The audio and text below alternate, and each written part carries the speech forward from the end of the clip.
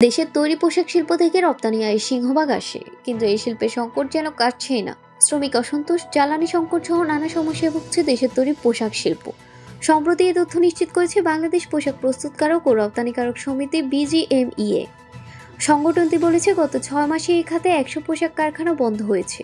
বেকার হয়েছে প্রায় 50 থেকে 60 হাজার শ্রমিকদের ঠিকমতো বেতন দিতে পারছে না অন্তত 158টি কারখানা। শিল্প মালিকদের অভিযোগ, সংকট সমাধানে বড় কারখানাগুলোর দিকে নজর দিলেও ছোটগুলো থাকছে অবহেলায়। ছোট শিল্পের দিকে অসম পলিসি নিয়েছে সরকার। শিল্প মালিকরা বলছেন, জ্বালানি সংকট, শ্রমিক অসন্তোষ ও ব্যাংক খাতের অস্থিতিশীলতা এই খাতের প্রভাব ফেলেছে।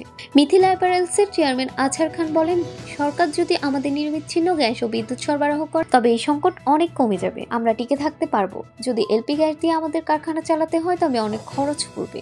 এত খরচ বাড়িয়ে উৎপাদনে টিকে থাকা কোনোভাবেই সম্ভব নয়। BGME এর পরিচালক মহিউদ্দিন রুবেল বলেন, ইন্ডিভিজুয়াল কারখানাগুলো খারাপ অবস্থায় আছে।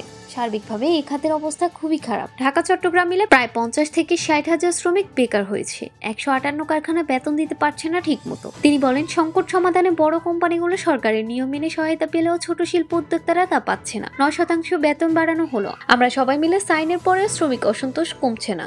বড় শিল্পগুলো রুগ্ন হচ্ছে, যেমন বেক্সিমকো, তার প্রতি আমরা নজর দিচ্ছি, কিন্তু ছোট মাঝারি অনেক কারখানাও খারাপ অবস্থায় আছে। শুধু বড়গুলো দেখবো, ছোটগুলো দেখবো না, এটা তো হতে পারে না। এটা অসীম পলিসি। এসব সমস্যার কারণে বায়াররা অন্য দেশে চলে যাচ্ছে। শ্রীলঙ্কা, ভারত, পাকিস্তান 3 দেশে রপ্তানি বেড়েছে। সুতরাং আমাদের এখনই সাবধান হতে হবে।